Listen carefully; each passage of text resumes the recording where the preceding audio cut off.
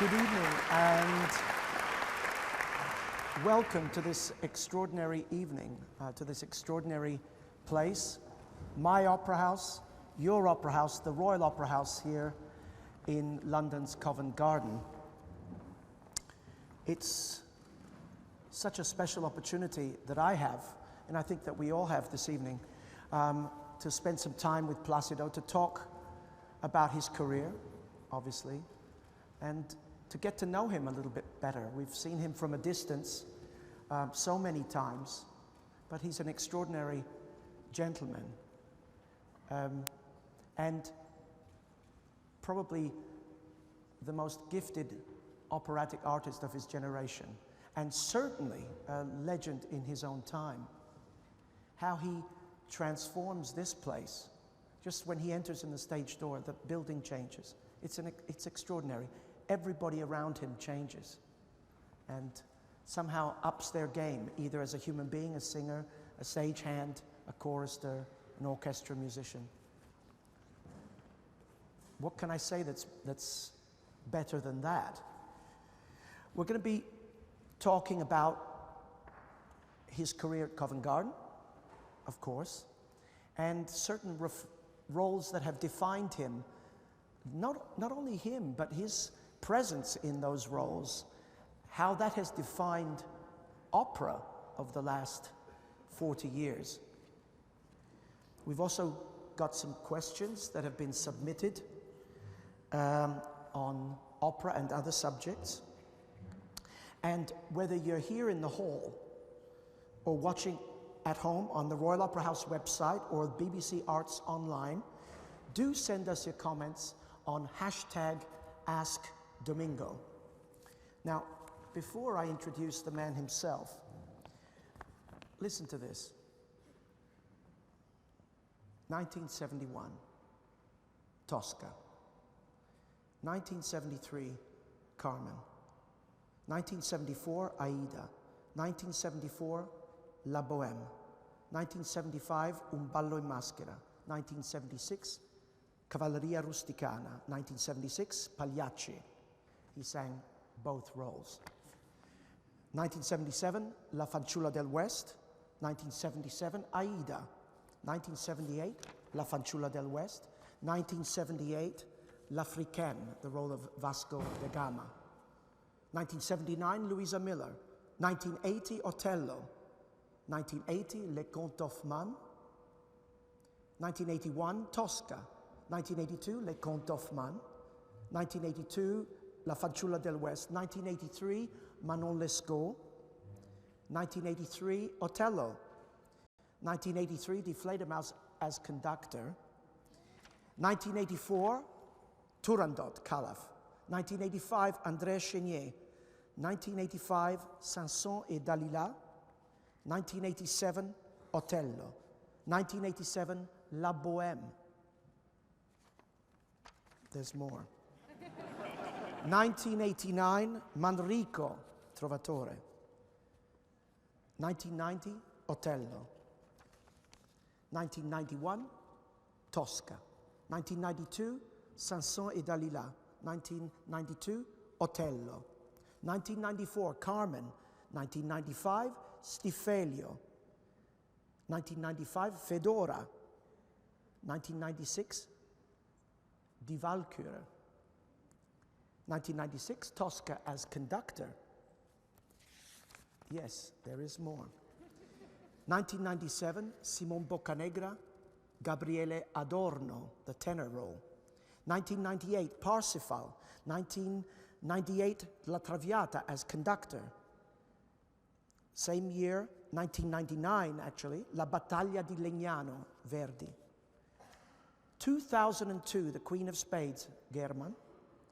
2003, conductor and also singing the role of Canio in I Pagliacci. 2005, Die Walküre.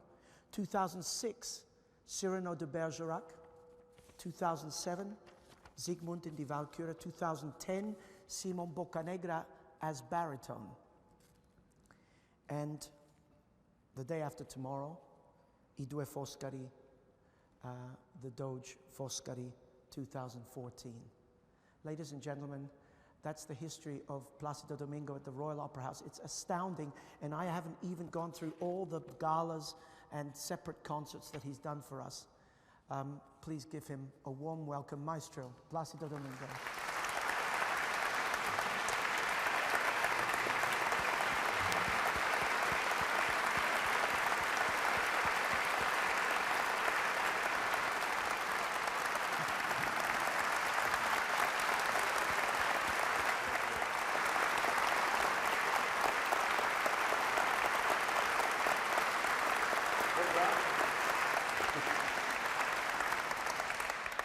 I did all that, yes. It's exhausting, isn't it, when you listen to that list? Plácido, you don't just come to Covent Garden, you don't just make your debut at Covent Garden, you have an early career at which I don't think people really know about. Give us briefly an idea of the scope of your early career, and tell us about your parents a little bit and what they had in mind for you. Well, yes, that's interesting because, of course, the operatic things you know, but of course, my parents, they were singers of zarzuela, and I started with them working in the company, doing anything. You know, I was studying piano, so I can do something, you know, to prepare some of the singers to their parts. I can do a small part just crossing the stage. If there is something backstage, then the chorus has to sing backstage. I was helping them. And I did everything that is possible until I start singing some of the zarzuelas.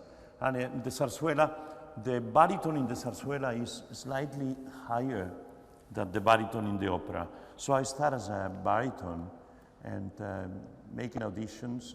I was in Mexico a year after the world premiere of My Fair Lady. I was doing My Fair Lady in Mexico in the theater of the opera. I was doing one of the drunkards, friends of Alfred P. Doolittle, you know, and I was also being the chorus master there. And at the meantime, the opera, they were auditioning people, and a friend of me said, Plácido, you should audition for the opera. I said, come on, I don't have voice to sing opera. I said, you have voice to sing opera. And I mean, I have sang zarzuela, and it's difficult, you know, but I don't know. So I made an audition. I was singing as a baritone, and after they asked me they say that we think you are a tenor, and if I can sing a tenor aria, and I sang Amor ti vieta from Fedora with a fantastic crack in the high note, and they told me, well, I mean, never mind for the crack. In any case, you are a tenor, and we want to give you a contract. So they gave me a contract first of all because they knew I was a musician to play the piano They were Anna Sokolov, a great choreographer, that was preparing the Walpurgis nights in Faust. So I started the opera as a pianist, and immediately the following season I was going to sing Borsa in Rigoletto and the Capellan in the Dialogue of Carmelites, which, by the way, they were world premiere a year before, and we did it in Spanish. And that's all happening only 55 years ago. Okay? But is it true that your parents said, forget about singing, you should become a piano player? Yeah, my father, you know, they have a very difficult life. They have their own company. They have all the productions, all the scenery, the costumes of everything, you know. So it was very tough for them. They were very honest. They always pay everybody, you know, because they were other impresarios and they don't do it. And my father was you know, frustrated a little bit. And he said, because they have really phenomenal voices both. My father, they want him to be a Wagnerian tenor when they hear him, but he, you know, his mother just lost my grandfather, and they have a restaurant, and he stays with my mother. So he lost the possibility, and to my mother, they asked her also to go and sing in the Teatro del Liceo, to do some opera. But the composers in those days, like Moreno Torroba, Pablo Sorozabal, Jacinto Guerrero, the great composers of zarzuela, they were writing the zarzuelas for my mother. So she couldn't go and sing opera. But I think they were frustrated in a way, my father, because they knew that they could make a lot more, and they live all the life with the company, you know, and bringing across the country, in Mexico especially, you know, in Cuba, in Puerto Rico, in Venezuela, but in Mexico, the company. And I think my father thought that I will have better chances as a pianist or conductor. And as a pianist, I knew for sure I couldn't, because I said to Tony, I don't have a very good left hand, you know. I mean, the independence. But his right hand is sensational. Yeah. No, I'll show you later. I've got a story about this. And and that's the story. Then I started doing small parts, and then Marta and me, we got married, and they were giving me a scholarship to go either to New York or to Milan. And in that moment, a pianist from Israel, Mexican pianist from Israel, he arrived from Israel, and he said, Marta, Plácido, the director of the opera in Israel needs a soprano and a tenor. And we said, why not? So we went there, and we stayed 2.5 years, and Marta sang over 150 performances, and I did 280 performances. In 2 years? In 2.5 years. And you can come from Israel, you can come just really made or destroyed. Unfortunately, I was ready, you know, to see. I think this is important to realize that the apprenticeship, if you can survive the apprenticeship period of a career, then you will have a career. I think it's a sink or swim situation, and obviously you swam. 1971, Tosca, Covent Garden. Do you remember anything about that performance? Your debut here? Oh, I remember the first thing that's very, because, you know, the people is so phenomenal here in Covent Garden. It was all across the years and continues being, and it will be always, the education and the way they treat the artists and so on. So somebody came to Mr. Domingo and said, don't worry, said, but here, you know, I know you are coming from many of the Italian theaters and in Germany, and said now, but you know, the public, they don't applaud after Recondita Armonia. And I said, well, if they don't applaud, they don't applaud. What can I do? Find, you know? So they want me to prepare, and said, and you know, it was such a reaction of the public after the Recondita Armonia that I really was so happy, because I said, well, I think this means something, you know, because if they want to be so polite, but they were not able to be polite, you know.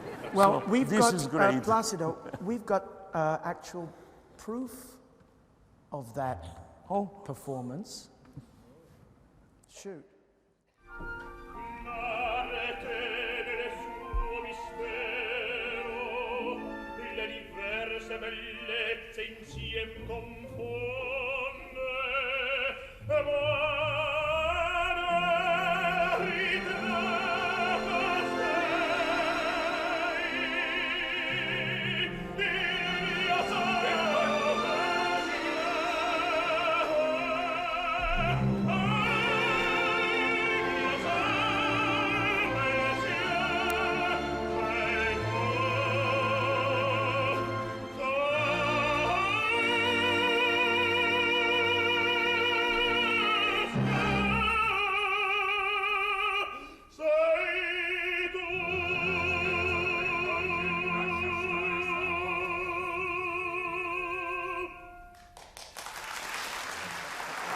applauded, but they applauded.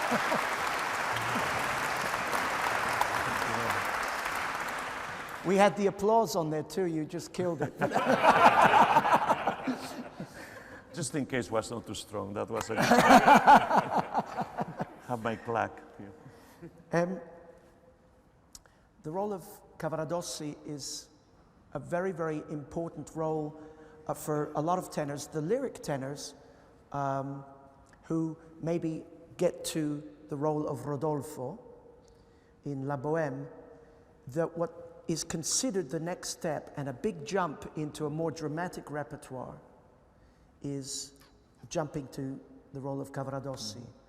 Now, did you notice when I made that list of all the pieces that he sang here at Covent Garden, and sometimes in the same season, singing La Bohème, Otello, Le Comte of Manrico, you know, all this mix of lyric and dramatic roles. It seems that throughout your career you've not made much of a distinction. Well, you know, today times they have changed, and it is because, I mean, the theaters, they take more care of the productions. They want to rehearse more a production, and rather than do 4 or 5 operas in a week, they like to do, okay, a production with another production that is finishing, and another production that it will have 6 or 7 performances of the same. But in those days, of course in Israel, we have both things. We used to have a production, a new production of for instance, of Pearl Fishers, which I did, or Onegin, or Cavalleria, and so on. And we will do really like 30 performances, you know, because it was for the whole season. But then, in between those 30 performances, I was singing, you know, I was singing Carmen, Bohème, Tosca, Butterfly. And after, when I arrived to, you know, when we left Israel, and I was singing in Vienna, I remember the first year in Vienna, I sang 3 performances of Don Carlos. But the second year, I went to sing Tosca, Cavalleria Payasos, Faust, and Carmen, I believe. And just with 2 days in between to change that repertoire, that's amazing, you know, that we cannot do it today. We cannot do it today, you know, and it is, but why? Because the theater needs to prepare very well a production. The productions are more complicated. The times, the unions, the syndicates, everything has changed, you know. So you're basically, I think it's important to know that Plácido's, what he's describing is something that even in the days of Caruso at the Metropolitan, this is the way it was done. You know, Caruso could sing Aida one night, L'Elisir d'Amore 2 nights later, Tosca 2 nights later, and then Pagliacci. This was normal. This is the world of opera has changed dramatically. It has changed, you know. I mean, the quality is much better now, you know, because it's a long period of rehearsals, and then you do a production, you shuffle with another production or something. Maximum 3 operas are going on, you know, but probably since you are involved in singing 6 or 7 performances of the one that you are singing, will be impossible to do another one, you know. But I really enjoy it, you know, changing the characters like this. It was beautiful. After that Tosca in 1971, you came back and you sang Carmen and Aida, the Radames. And then in February 1974, you starred in a new production of La Bohème, directed by John Copley, which, believe it or not, is still in our repertory here. What brings you back to that role? And do your partners have something to do with that? And what is it about the role, vocally or theatrically, and the partners with whom you've shared this title? In a special La Bohème. La Bohème. Well, you know, La Boheme, I mean, so I was in an age that I was too close to the Bohemians, you know. So, and it is wonderful. It is just like playing part of your character in a way, you know. So, the young people. I mean, this is maybe, I don't say the best opera of Puccini, not for me in any case, but the perfection of an opera. I mean, it is an opera that, I mean, probably that one and Carmen, Barbara de Sevilla, and probably Rigoletto. Oh, okay. Yeah, they are the operas that everybody knows, and you know, so with that cast, Katia with Ricciarelli, that cast, Tom Allen, and it's Peter Glossop. Peter Glossop, Katia Ricciarelli, and I think it was Allen, Tom Allen. Yes, Tom Allen was doing it. So this was an unbelievable production, and when I find out that they are doing it still, coming this season, but it's the last time they are doing it. Yes, and then Netrebko is coming to sing there. Yes. Beautiful. Yeah. Beautiful production. Yeah. John Copling, fun to direct. So. I think one of the very, very important tenor roles, and I think every tenor who goes into the dramatic repertoire has to face this role, and I think there's definitely the shadow of Caruso around this role, but this is Canio in Pagliacci, and so much is wrapped up in that role. The fact that the show must go on, despite all the personal troubles, all the difficulties. Yeah. I've never known you to look as if you had any difficulties in your life, and you are just such a positive force. But now we're going to talk about Canio a little bit, but have there been periods in your life where you've really had to use all your power to go on stage and to convince yourself to give the performance? Well, there are always, I mean, so we are, the instrument is with us, you know, so it lives with us. I mean, it will affect also any instrumentalist, different aspects of life, different things. There are moments where you have to go out singing and you have problems. You have personal problems, you have tragedies, because it happened to me when we had the earthquake in Mexico. I remember I was the pianist on the show. You came to Chicago in 1985. I was doing Otello. Otello. So and you sang the first night? I sang the first performance, but then I had to go because they were not finding my relatives, and finally, I mean, we lost them, and you have to go on, you know. So I think that in many circumstances in life, also with health, sometimes you have to go out. But basically, the theater, it helps you.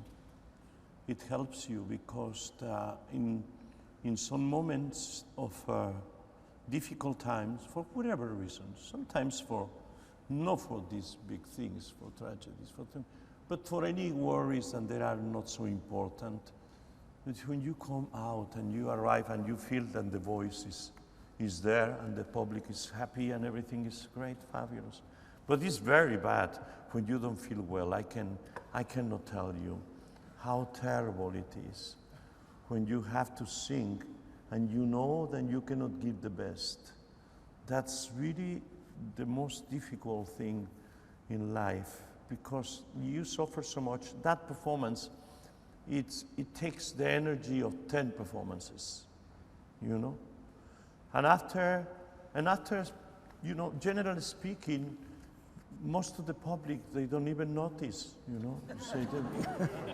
But it is you know it, that you are not the same, you know? So, and certainly Marta knows, and and some of the friends that there are, and some of the cast people knows, and it is very difficult. So, but in any case, like Canio says, il teatro e la vita non sono la stessa cosa. It's not the same, but sometimes, yes, you have to go out there and not exactly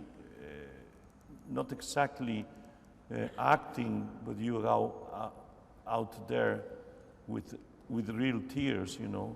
Well, this next clip is the first time we have you on film from Covent Garden. 1976, I Pagliacci, Canio, recorded for the BBC, and we found a copy. Look and listen to this.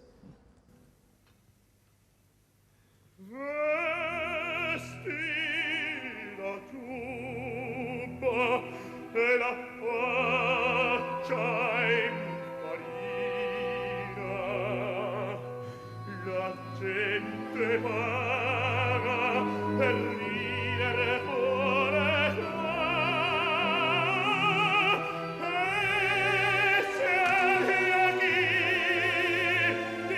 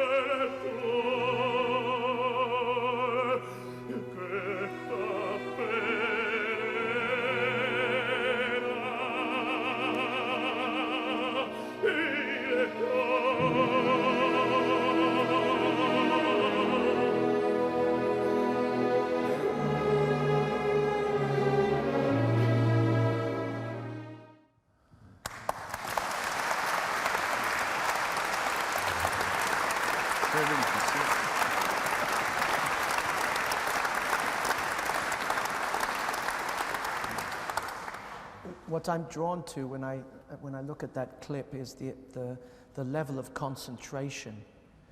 Do you notice that Plácido is doing very little? He's hardly moving, and yet the intensity of the expression is way over 100% because the focus is so strong. And I think that every young singer should learn that acting is not about running around the stage and doing cartwheels while you're singing high C's, but it's bringing all the power, physical power, vocal power, the power of your brain, your concentration, and of course the power of your heart, and focus them all on giving that combination of things to the audience. That is what acting is about in opera. Do you agree with that? I think, yes, and we were talking now during the rehearsals of I Due Foscari. I mean, the text is magic in most of the librettists in those days, and the music of Verdi, what can you say, it is genial, you know. But, I mean, you cannot only sing, you know, behind every word. You have to put everything. And if you are not able to understand the feeling and to put everything with every word, you are not doing what you have to do. You know? I mean, it's time to mature. I mean, not when you are young, probably you have the intuition, but you have to learn little by little. But after, when you grow up, and if you don't do that, then you are fired. You know, but when you give that much every evening, and you have those very, very strong words. You know, I have to put on my costume, and I'm dying inside. Or you say some of the words that Otello says when you say, Dio mi potevi scagliar tutti mali. Lord, you could have launched upon me all the ills of the world, and yet you took away that which was most dear to me. When you live with those kinds of words and those kinds of demands on your soul, is there any distance that you keep, or do you throw yourself? I mean, as a performer, is there a balancing act that you have to do? Well, I give myself, but it has to be a control. So that's the reason when they talk about Stanislavski, about the acting, you know, then he was talking about. I mean, it has to be a control. Maybe not for an actor, maybe, which I think so, but for a singer, definitely, because otherwise the voice, it won't come out. You have to feel intensely, but there is still a moment that you control yourself. So I remember, Marta remember very well that we were doing Carmen in Israel. She was doing Micaela and I was doing Don Jose. And the scene, it was so strong that I realized that Marta was worried. And she, in a moment that I am listening to Carmen, she came to me and she said, Plácido, are you all right? And I just made to her. I just closed the eye. Just wait. Because, I mean, yes, there are some moments that but you have to control. But for the public, doesn't exist. I mean, the public has to believe. But if you will give everything absolutely, you won't be able to sing. You know, but now we're filming everything. Yeah. So now you have to, if you like, fake it even to a better degree now. Yeah, today we are living horrible days because every performance you do is either in radio, either in the computer, or it is for television or for cinema, you know. Plácido, they did tell you that this is being streamed live, right? Yeah, hello. But I'm so glad I don't have to sing tonight. What do you think about the cinemas? I mean, look, you've done several films. You've done Carmen, Otello, Cavalleria, Tosca, Pagliacci. The Pagliacci film with Zeffirelli, very famous. Is that a valid way of presenting opera today? Is opera live into cinemas? Is it something that you find exciting? I mean, we're going to be live in cinemas October 27th with I Due Foscari. Yes. I'll say it again, October 27th, I Due Foscari. October 27, Due Foscari. What do you think of this development? I believe it goes both ways, you know. I think it's fantastic from some new public that hasn't been able to go to the opera because how expensive it is. And if they go to the cinema for, I don't know, for £10 or whatever, and $20, I don't know. Maybe more, a little bit more than that, but maybe, yeah.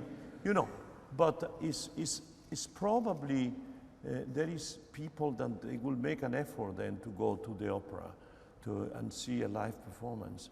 It is, in the other hand, sometimes is not good because when you are in a city like New York, and many of the public that goes to the Metropolitan Opera, they have to make a big sacrifice to go because some of them, they live either in Long Island or in Connecticut, very far, and that day, with the prices of tickets, if there are 3 or 4 people, it's $1,200 of tickets, plus the dinner, plus the gas, plus, you know, it is. So there is some people that I know, some people, and they said, listen, I used to go to see 8 productions at the Met, you see. Now, said, I go to 4, and I catch 4 of the high definitions that they are doing, you know. And it could be, naturally, it's nothing like the authenticity, like what we do on the stage. I mean, nothing can be better or worse, you know? I mean, so absolutely, absolutely. There is nothing worse than a bad operatic performance. It's really awful. I mean, it's really awful, you know? I mean, so when something goes really wrong and you see nothing is working, the singers, they don't know what they are doing, the scenery is bad, the conductor, you know, the orchestra is bad. It is horrible, you know, I mean, but then it's perfection. It's perfection. It cannot be anything better than the opera. It's the most complete thing that exists in the world, you know.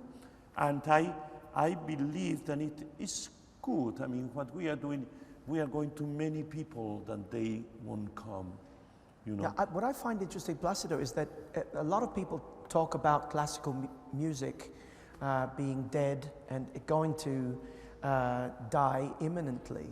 But I can tell you, I've never made so many recordings. I've never done so many live relays. Oh, yeah. I've never done so many of these kind of things. So many things are going on. Maybe it's what one does to survive in this world. But look, it's surviving, right? All these things, it makes us work so much more to the singers. You know, today, I remember the years of the golden age of recording, because fortunately there were many records done. Today, I feel really very sorry for the new young artists, singers, because they won't have so many possibilities to record like we used to have before, you know. And what happened?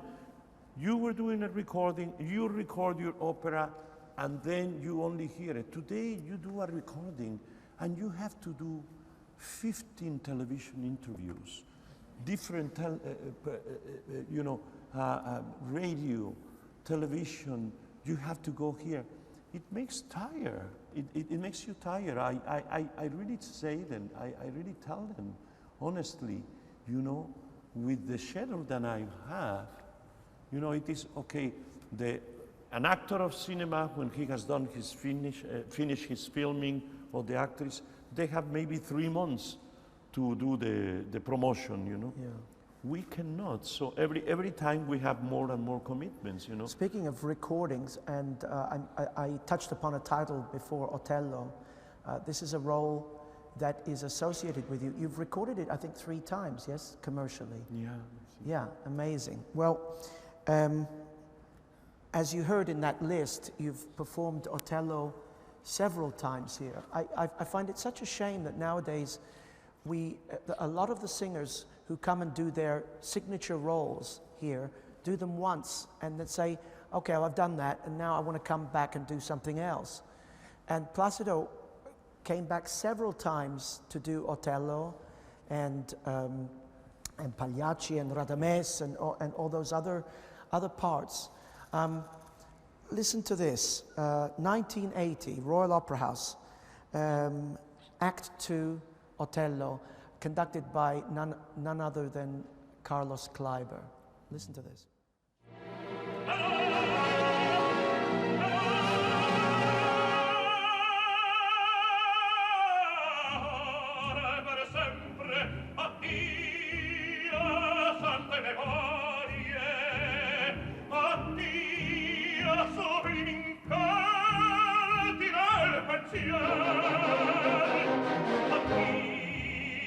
Schiere fuggenti, addio vittorie, pedali volati e volanti gonfiare. Addio, addio Messina, trionfale Dio, caniali squillanti sul fatti. Glamori e canti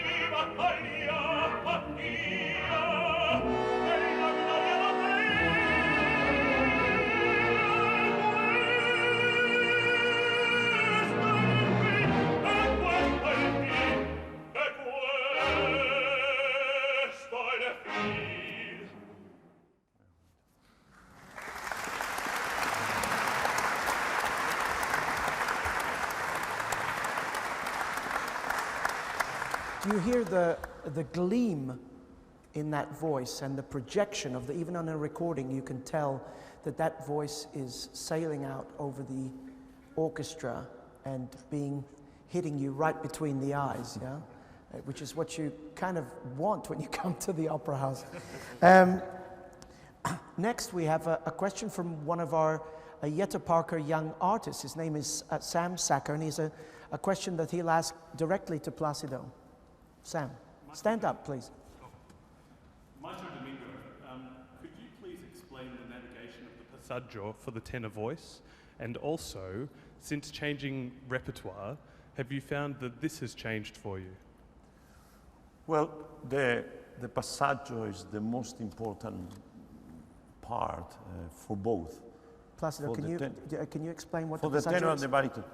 The passaggio is, I wish I can explain you. I sang it with Foscari last night, the whole thing. But it's if you make a sound and you say,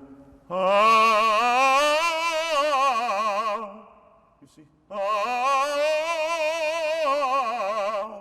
or you go, that's open. That's open. See what he did?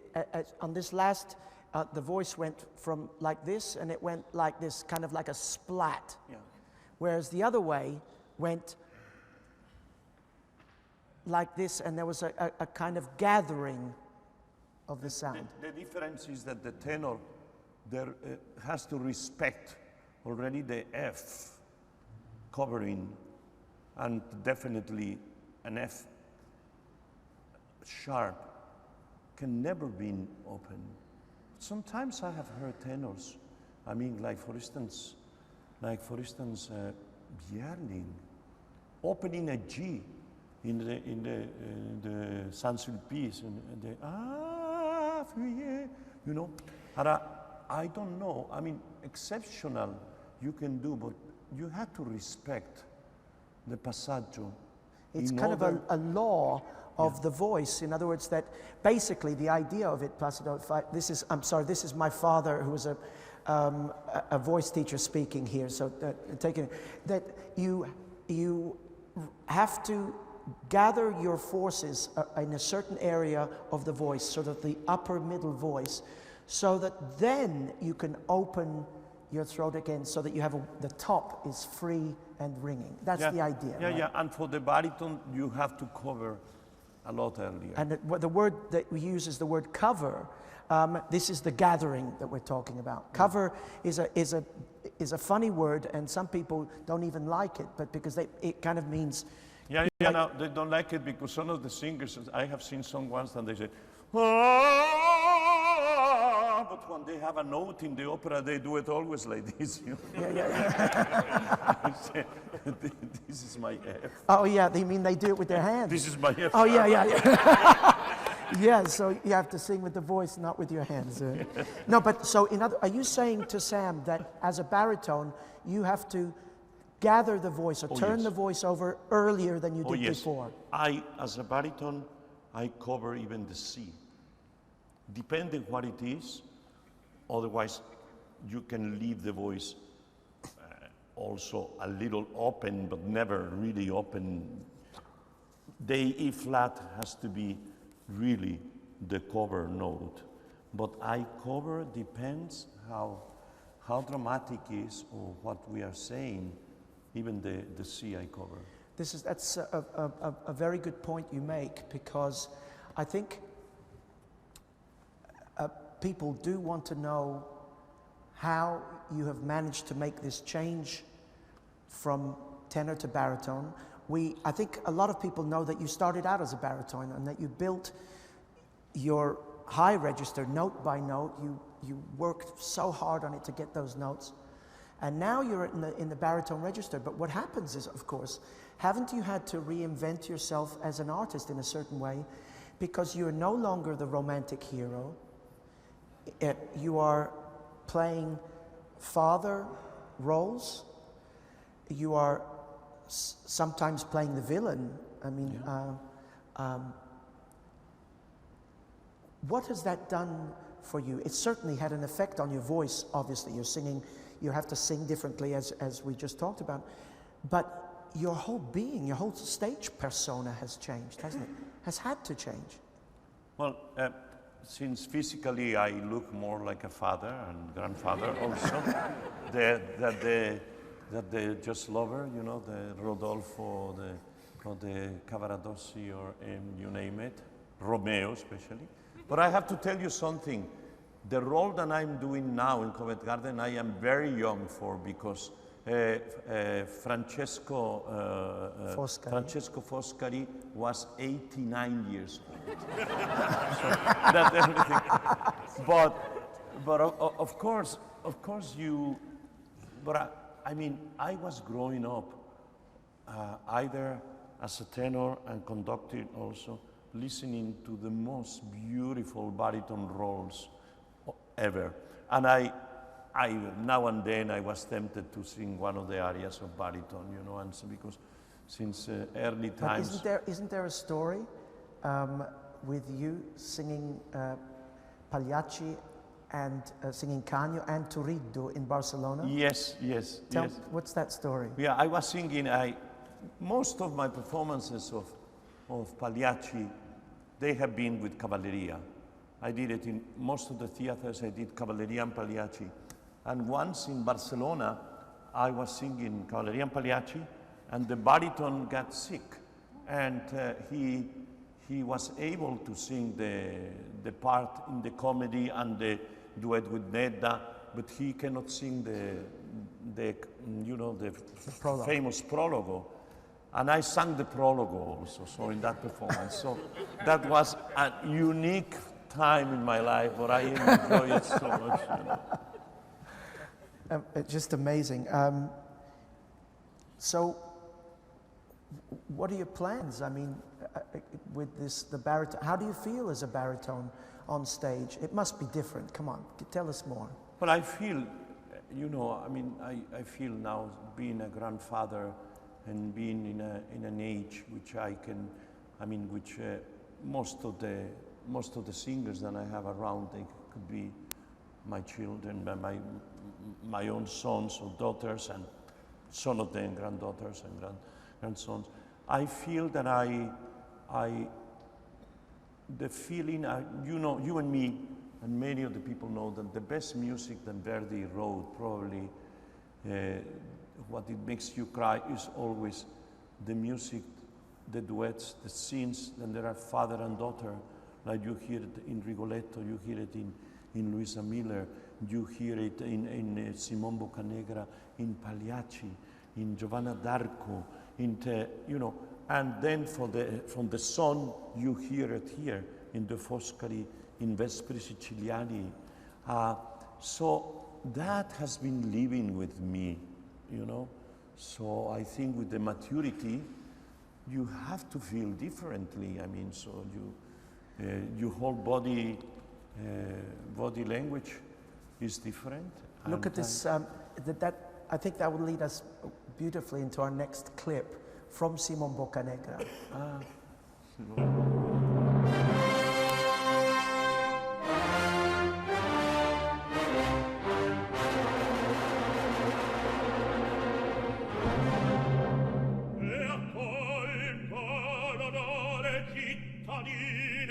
Nella tua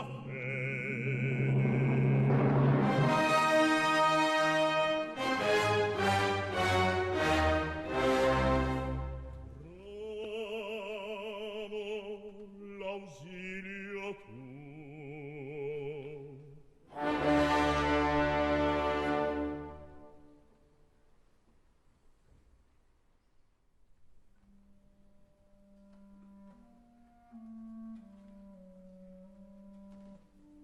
in queste mura un fil che mode e impallidisce il volto.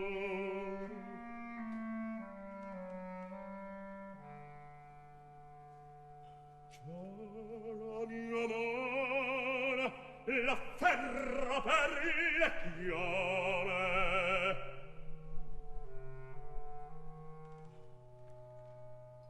Io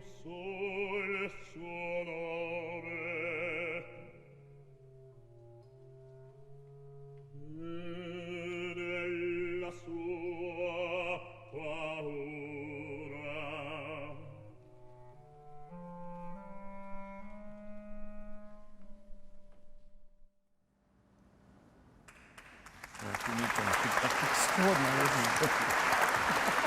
How much sweating? I think that clip shows really the maturity of a great artist and the mastery of the art of singing recitativo. Recitativo is in opera sort of the conversational speech-like writing for the voice. It's very difficult to do because it can sound so dull and boring. But did you see with the combination of color of the voice, the different shadings, dynamic from very, very loud to very, very soft, and the eyes. It's the intensity of the eyes is just quite something. When I saw that this morning,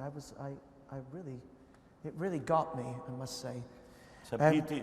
That one we have the video. That's the DVD. So you are, the performance. That's us together. Yes, that's us so together. That we cannot see. Yeah.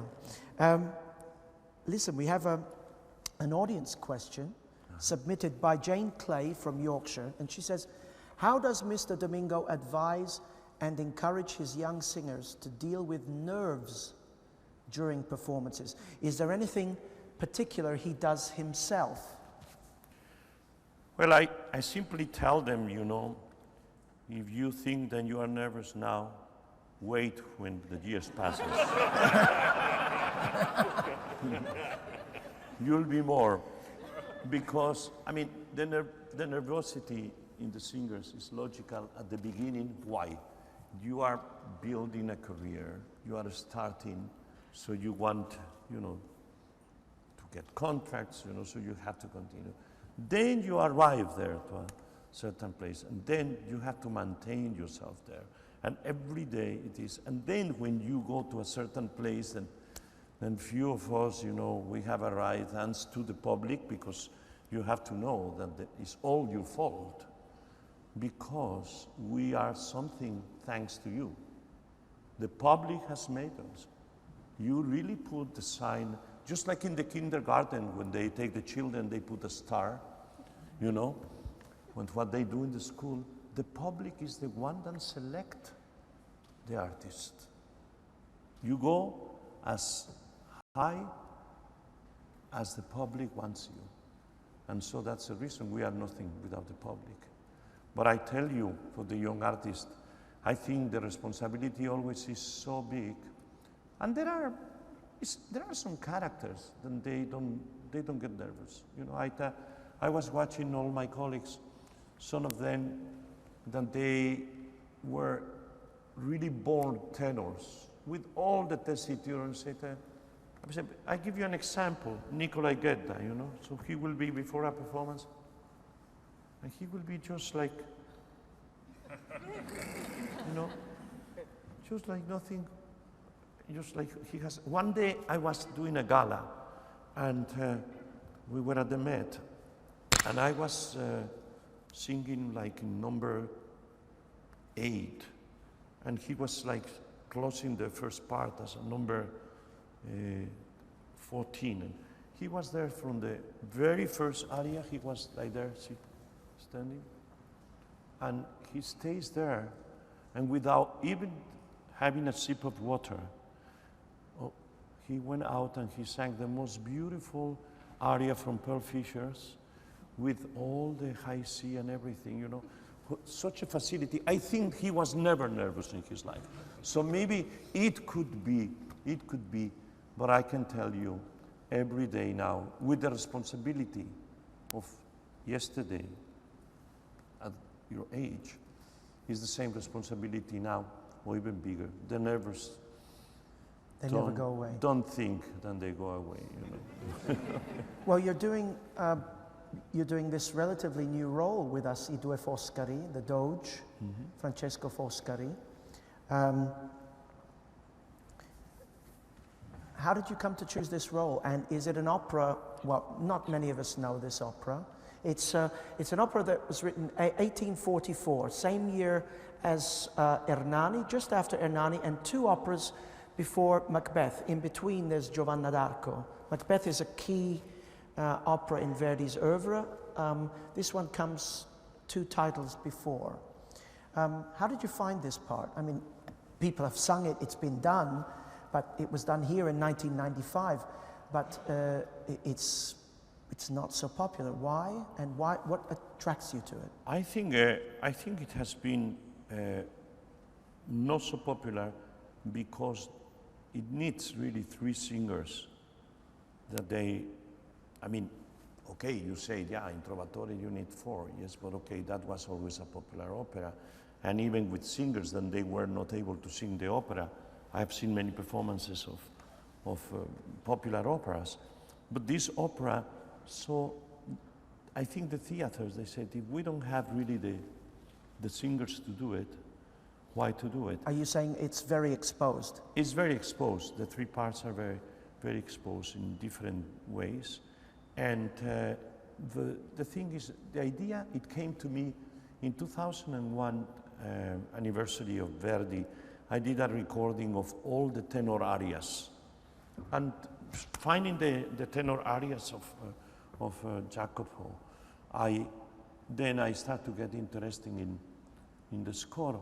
And I said, wow, this is beautiful. And especially the 3rd act is a tour de force for the baritone. And also, like we were talking before, the best music and the most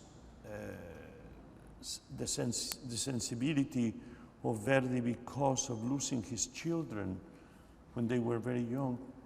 I mean, sing with the son. I mean, the part of the tercet in the 2nd act is so deep. Even singing of the pain of the son with the daughter-in-law is a page that it is amazing. It's amazing. I mean, you leave the theater and you said, well, it's a pity this opera is not done more. But when you have the possibility to see it, I mean, it's really a great work. And amazingly, as you say it, so he wrote Hernani in March, and then Ido Foscari in November. Well, you've certainly converted me. I have conducted a lot of Verdi myself, but I haven't done early Verdi, really. And although you would say some of the orchestration is perhaps less sophisticated than the later operas, obviously. But I've come to love this opera really so deeply, and I'm having such a good time, and it really moves me. This whole thing about the father-son, the father-daughter, these relationships and how they form the heart of Verdi's art, and through artists like Plácido, and now with the maturity that you bring to these father roles, I think, I mean, I, who am busy down there conducting, am really, really touched and moved by it. So I'm hoping that translates over to the audiences, because as you said, it's the audience that's going to make it or break it. To make it work. Let's get a taster. I don't think this is you singing. I thought it was, but then I realized that I think it's Jose.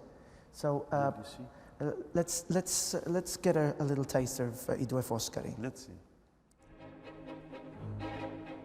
Odio solo ed odio atroce, in quell'anime si serra, sanguinosa orrenda guerra, dato scordato e storsifera, ma se Foscari una voce va tuonandomi nel cuore.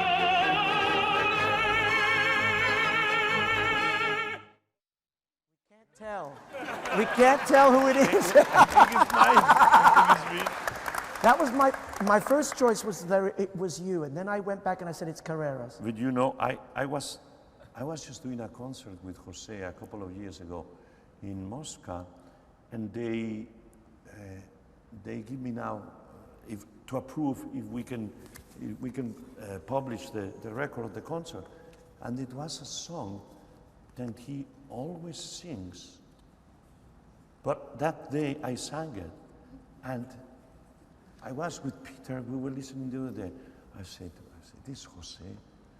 I said, the next phrase I said, no, it's me. And the next one I said, it's Jose. So in certain moments, you know, the voice, when Jose was very, you know, like doing dramatic repertoire, it's difficult for me to say, but I think that was me. Okay. I think so. Singing the tenor role, as you probably figured out, this opera is full of beautiful, beautiful melodies, and but also full of caballetas and very exciting, feisty early Verdi music. I'm going to say it again, 27th of October, live in cinemas wherever you are around the world. Plácido, let's stay on media. You appeared on the Michael Parkinson chat show here in the UK in 1982. Let's see what you had to say about your career back then, 1982. 1982, oh my God.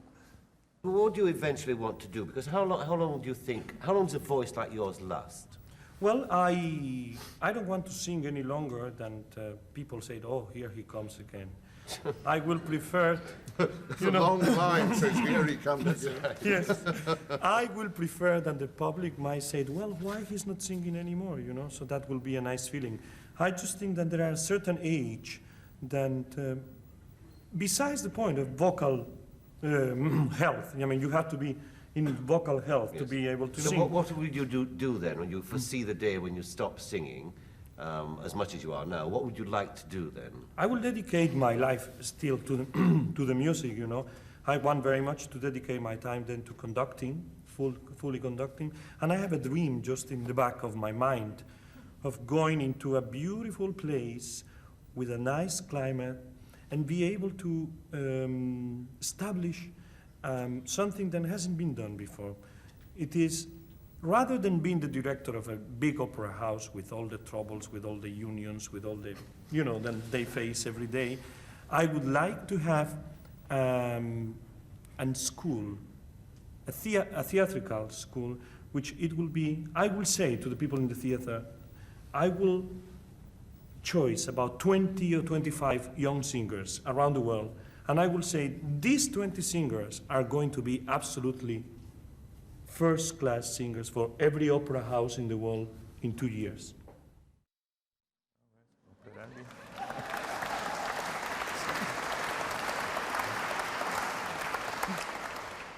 So Plácido, has your career turned out the way you expected it to? Oh, a lot more than I ever can dream or expect, you know. I mean, so it is very funny what I say there, because it's true. But I still think over now. I said, the reason I don't retire is because I can still sing, you know.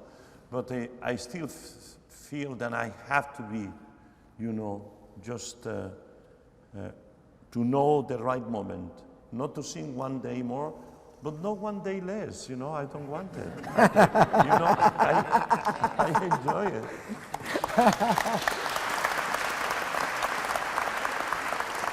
Talk to us a little about Operalia, your competition, which is, ladies and gentlemen, it's really one of the most important vocal competitions in the world today.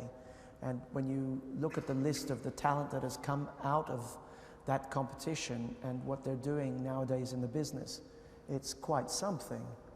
Well, we are very proud because it's 21 years since we started. And I mean, you know, you cannot open a program at the Met, in Covent Garden, in Vienna, La Scala, Los Angeles, San Francisco, Chicago, any theater, you see an opera singer from Operalia, or 2 or 3. I have seen sometimes in a week at the Metropolitan Opera, like 6 or 7 singers of Operalia singing in 2 or 3 different operas. So we are very, very proud. It's a different competition. I mean, they are treated very well.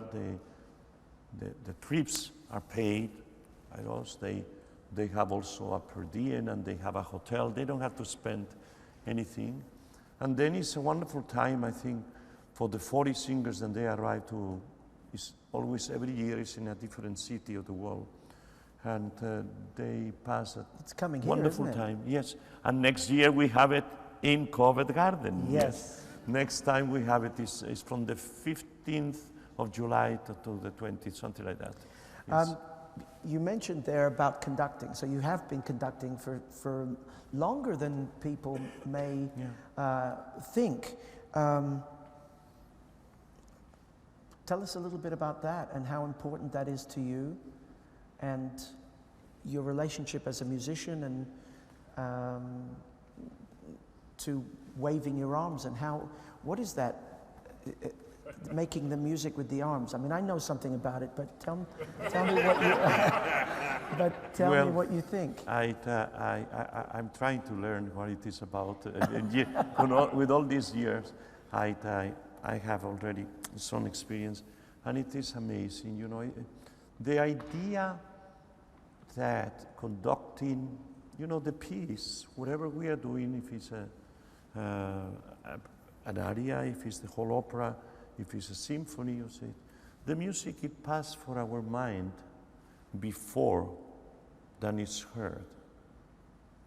Because we are creating that music. I mean, we have great orchestra, great singers, and everybody will do, but the conductor is responsible so that is not going to be sloppy, that is not going to be that you have happy the public with tempo, okay? The tempi is something that it is very, I mean, eventual. Everybody has their own idea. So are you saying it's a little bit the art of anticipation? The anticipation, because when you give the upbeat already, the music, it goes in your head a fraction of a second before the orchestra is playing.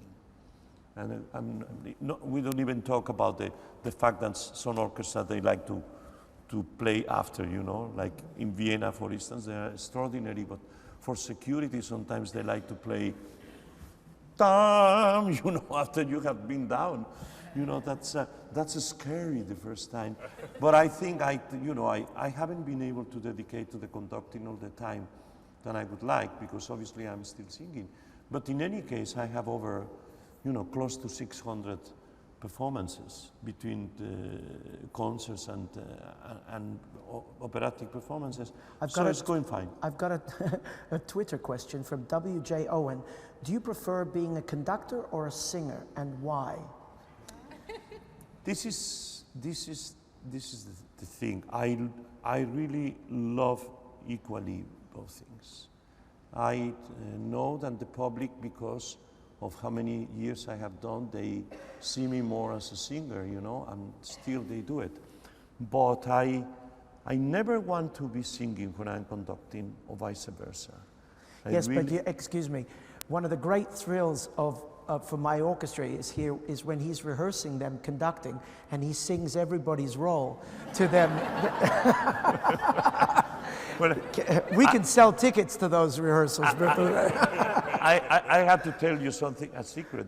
Some of you know it, but Tony has also a very good voice when he rehearses the orchestra. Yes, absolutely.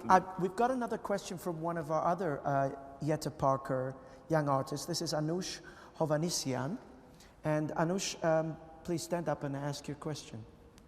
Thank you. Maestro, I was wondering, we have spoken about your career as conductor, as pianist, as singer, but I was wondering, maybe you can pass on your experience to me as a young artist and tell me, what is it that we as singers, wearing the costumes, standing on the stage of the opera, need to pass on to our audience? What do our audience look for when they come to hear and watch us? Thank you. Well, first of all, the public, most of the public that comes to the opera, they are really, really opera lovers, yeah? There is many people that they come, you know, rarely, or people that is very rarely that somebody will say, is my first opera performance, you know? I think that We want more of those, Plácido. Yes, yeah. I think that the public comes to have a beautiful evening, a beautiful evening. They know most of the time the repertoire. Probably they have seen that production already, or no, it might be. And they are coming with the best hope that the singers, they are going to be thrilling, they are going to be beautiful voices, and so on, you know. And even though some part of the public sometimes in some theaters, they come to try to say, let's see what is he going to do, or let's say what is she going to do. But generally speaking, the public. So I think then you have to believe in your character. You have to really concentrate and going out there, knowing, especially now, because of your young age, because you are starting, knowing that that's the jury. The jury is sitting in the theater. They are the ones that they are going to make you. So you have to be really prepared to give all the best, and you have to believe in everything. You said with the costume also. I mean, you have to wear the costume knowing what the character it is also. You have to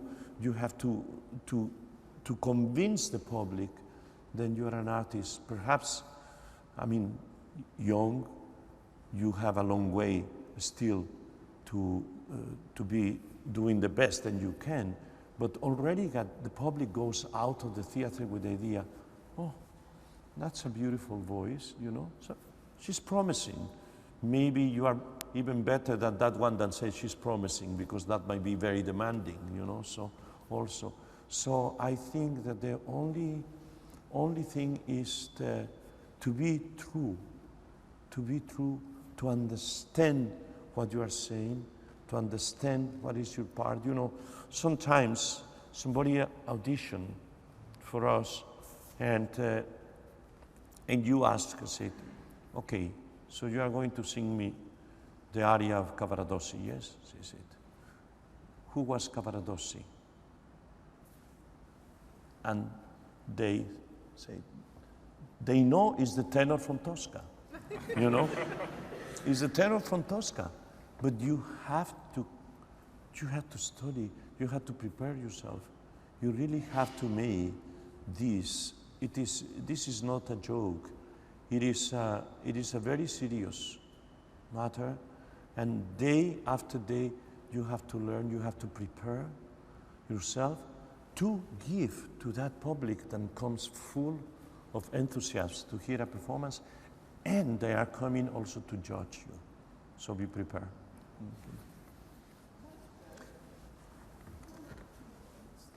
And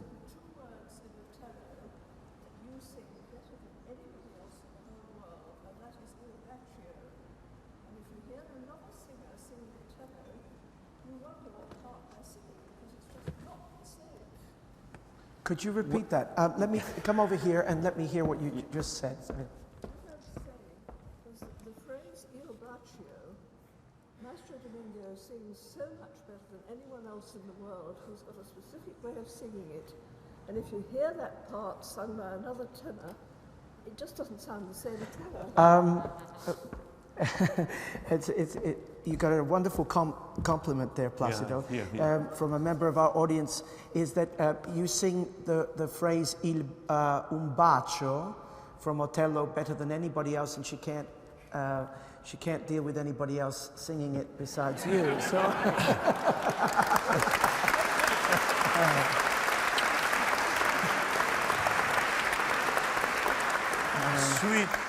Sweet Anna, thank you very much. I know how much you follow my performances and so on, but you know, it's also matter of taste. You know, I mean, somebody might say, "Oh, I don't like it the way he does it." You know? In the Daily Telegraph last year, when he was ill in Madrid, in which he said that he didn't deserve his voice. It was given to him and could be taken away. Well, I reckon he deserves it 100 times over.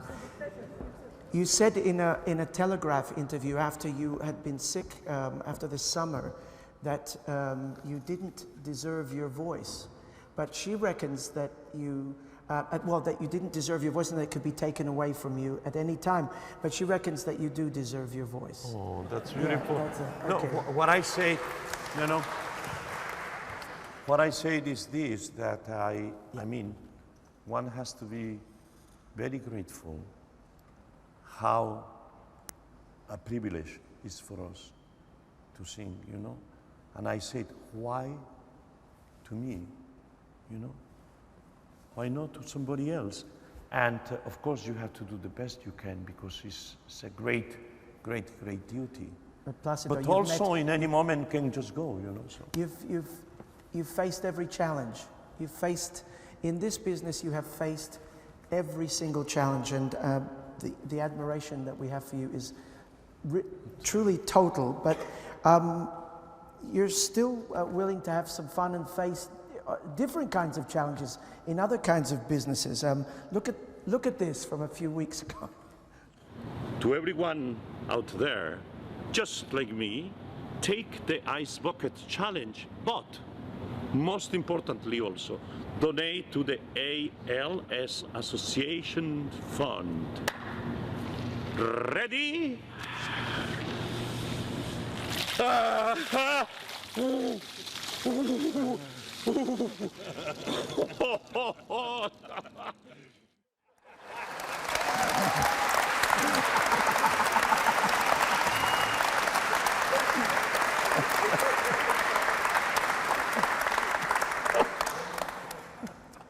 I've got an audience question from Lily Varkaris.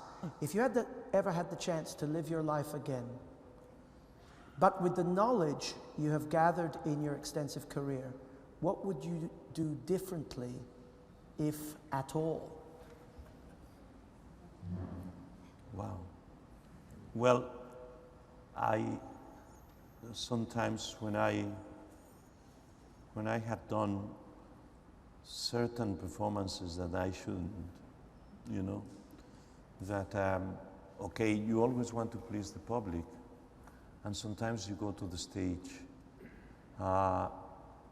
and after you realize that it was better, then you don't go. So that's the only thing I would like to change. Otherwise, I would do many of the things that I have done. I'd be very happy doing it, and I will add a couple of more operas. Okay. I've got a Twitter question from Elizabeth Schaefer. I'd like to know where he gets his energy. It seems he never stops and hasn't slowed down any with age. Are there any tricks to this I should know? Come on, tell us the secret, Plácido. Come on. Well, it is. I think that it is. I cannot say that it is just a relaxing life, because it's not a relaxing life. But really, I mean, what we do is so extraordinary. I mean, it's nothing better in the world, It's nothing better in the world. So if you have to travel, you travel. If you arrive tired, say, I sleep tomorrow, So, and, sometimes, of course, Marta and my sister and my children said, Daddy, why do you need already all this? I mean, and they are the first ones and they love it, and they want to see me up there, But sometimes, they say, I mean, it's not necessary. One performance, I mean, people cancel for nothing, I mean, so if you are really not feeling well, you shouldn't sing, And yeah, but I can tell you, Plácido has rarely cancels. I mean, in fact, I got into a lot of hot water of accusing younger singers of canceling much too frequently. But it is true, it does happen more often, Plácido. But and you tend to have a stronger sense of honor towards your contracts, but I think also that you have just an incredible physique. How much of that plays the part? Your actual body, what is you? You see, I think I will give you the answer and you will understand all here. Of course, it's very difficult what I do. But when I remember my parents, having their company, the scenery, all the costumes, doing 2 zarzuelas in a day, one at 7:30 in the evening, the other one at 10:30 in the evening. And after those 2, they rehearse the other 2 zarzuelas for the following day. And so, like this, 2 every day and 3 on Sunday. When I see the way they were working, I said, that was work, you know. That was work, really. And I think I get the strength from them. I start working with them. I saw the way they were rehearsing. I tell you, finishing at 1 o'clock in the morning, they have to rehearse the other 2 pieces. So they will go to sleep at 4 o'clock maybe, and the next day they already have to put the decoration, you know, all the scenery, see the costumes and everything for the next 2 performances. So I think that give me,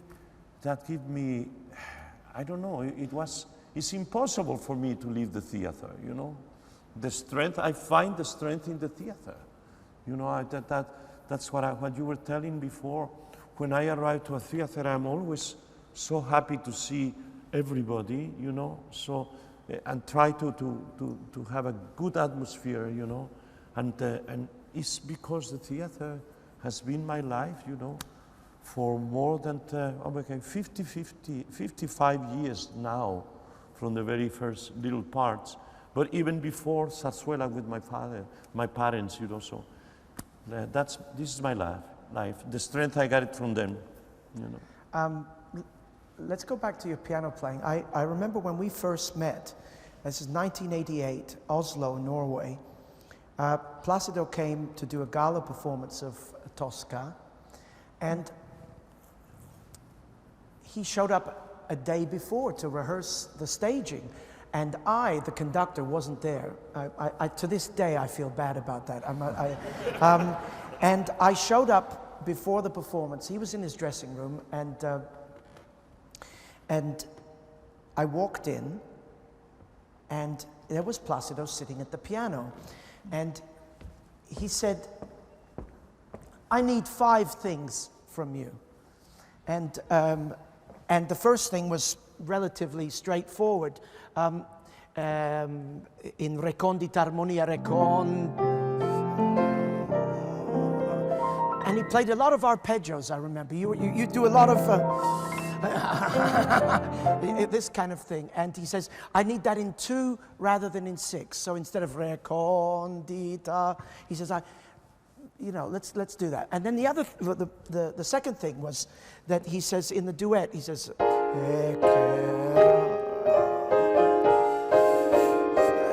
and then another arpeggio, da da da da da, and another arpeggio.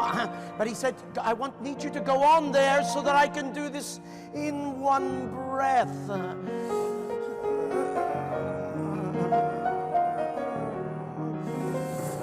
Another arpeggio, and the other one was that I remember you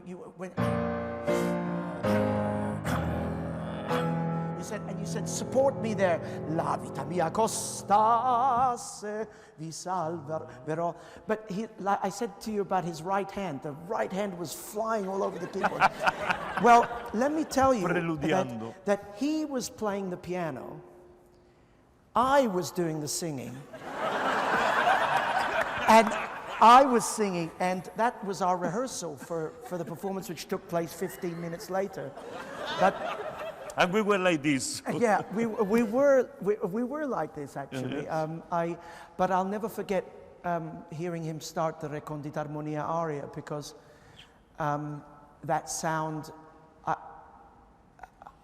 it was all I could do to keep going, because I realized that, is it happening or is it the record have just been put on?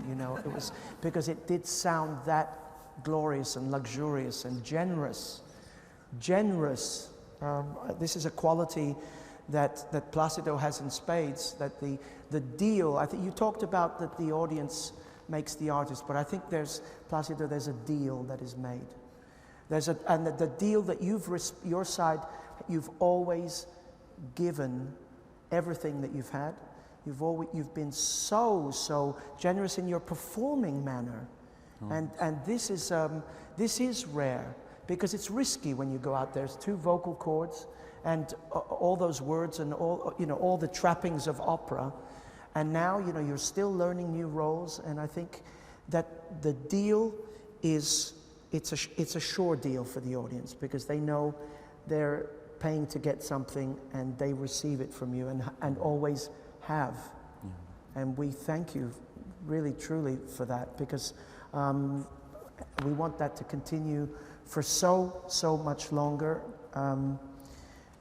You've given this house, Plácido, riches that we can't possibly give you enough gifts or recognition. We can just keep inviting you, and that's great. I just hope you come back. Listen, Plácido, if you want to watch this interview, you can catch up with any part of it. Okay. You can catch up with any part of it on the BBC iPlayer or on the Royal Opera House YouTube channel. And if you didn't hear me before, you can catch Plácido live in cinema with I Due Foscari on October 27th. And Plácido, many, many great years to come. Tony. We love you dearly. Thank you. It's so great to work with you. You're great.